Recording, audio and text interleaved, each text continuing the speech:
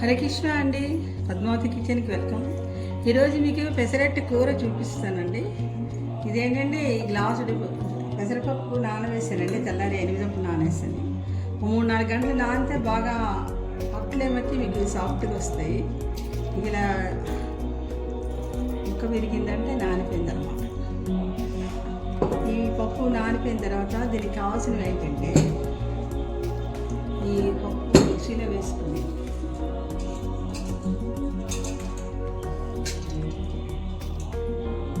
పచ్చిమిరపకాయలు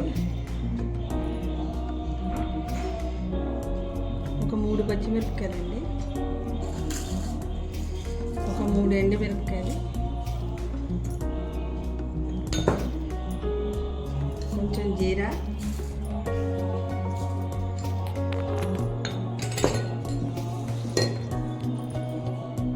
చిన్న అల్లం ముక్క తరిగేసి వేస్తాం. అలాగే రుచికి సరిపడా ఉప్పు కొంచెం వేసి మిక్సీ తిప్పేసుకోవాలండి. మిక్సీ తిప్పుకొని అట్లు వేసుకోవాలి. అట్లు వేసిన తర్వాత ఆ అట్లు మళ్ళీ చిన్న చిన్న ముక్కలు కోసి మిగతాది పోపులో వేసి చేస్తే మళ్ళీ చెప్తాను.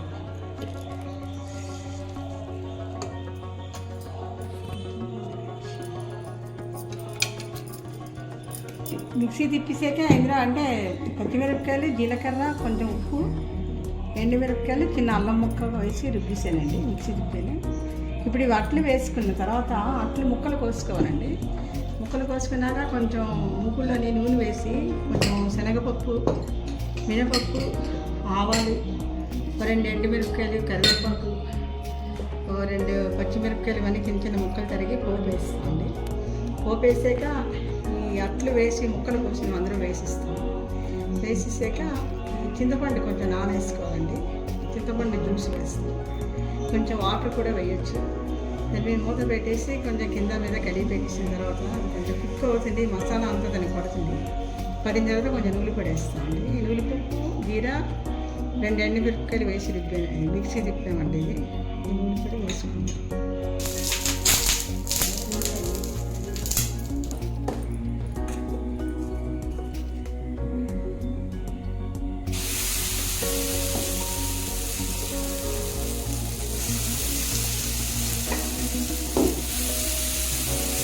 కొంచెం రెడగా అట్లా వేసుకుంటాము.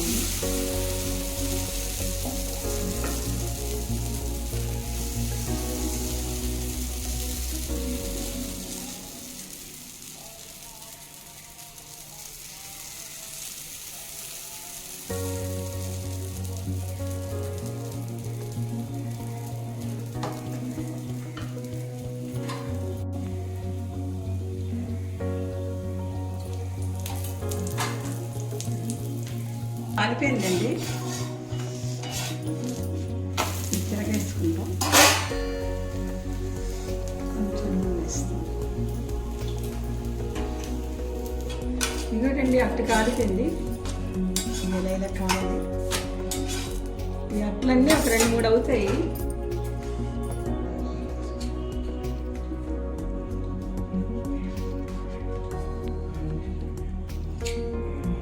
చిన్న చిన్న ముక్కలుగా అలాగే కోసుకోవాలండి. అప్పుడు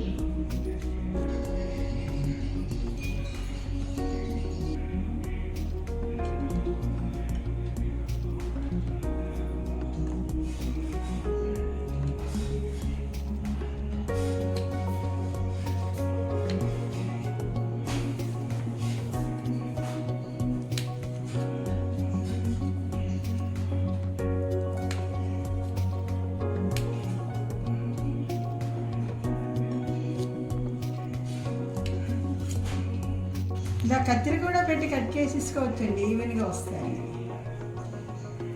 కొంచెం దళసరిగా అట్టు వేయాలి, మరి పలచగా వేయకండి.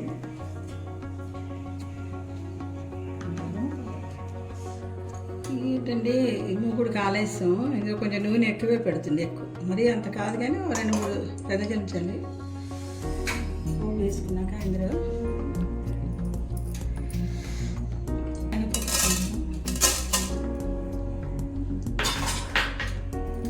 కొంచెం మినపప్పు,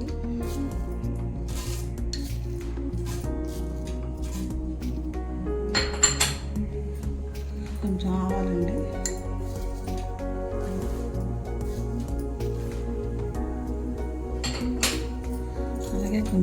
కొత్తిమీర,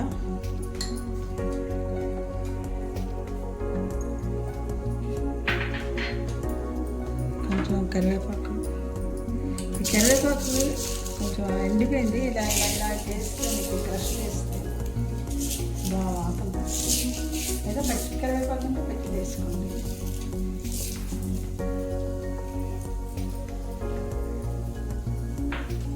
అందులో 3 వేసి రుబ్బాను, మరి 2 పోపులో వేస్తున్నాను. అలాగే పచ్చిమిరపకాయలు, 2 పచ్చిమిరపకాయలు వేసాను.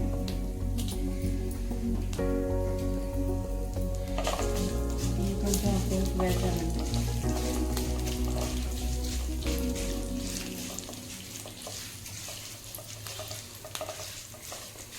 కొంచెం కాజు కూడా వేస్తున్నానండి, బాగుంటాయి.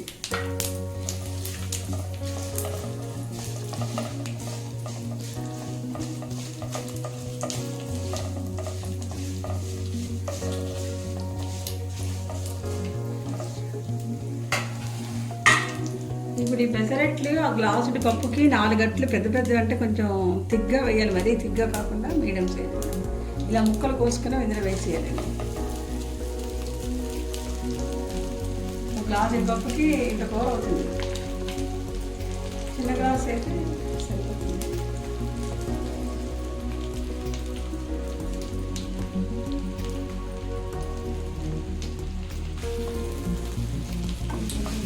కనిపిస్తుంది.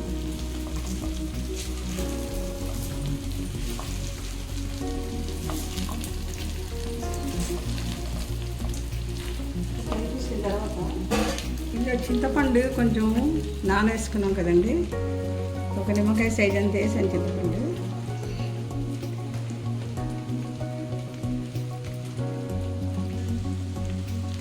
చింతపండు ఇలా జ్యూస్ తీసి వేస్తాను.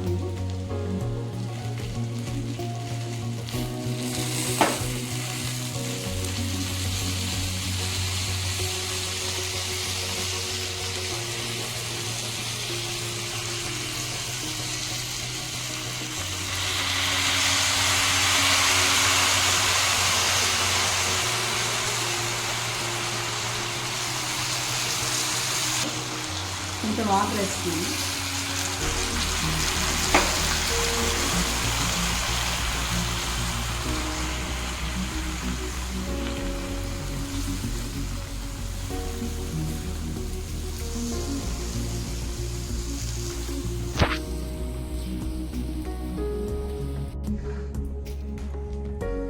కొంచెం ఉప్పు వేస్తాను, అంటే మిక్సీ తిప్పినప్పుడు వేసాను కానీ మరి కొంచెం ఉప్పు వేస్తానండి.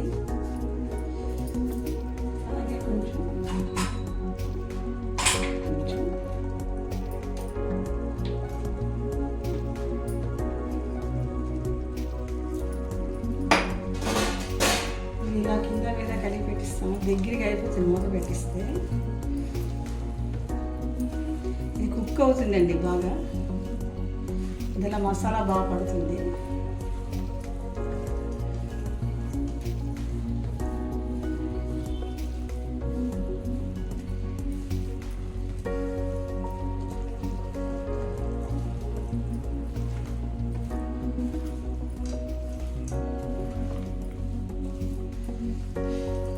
అలాగే అట్ లాస్ట్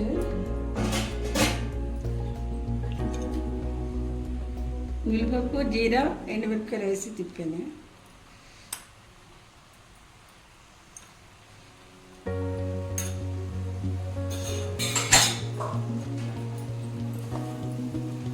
చూసారా, వాటర్ వేసినా అక్కడ వాటర్ మిగలే, వాటర్ కూడా అది అబ్జర్వ్ చేసి మసాలా పడుతుంది. ఇంకా కొంతమంది ఇది గ్రేవీగా కూడా చేసుకుంటారండి, అది మీ చాయిస్. ఇది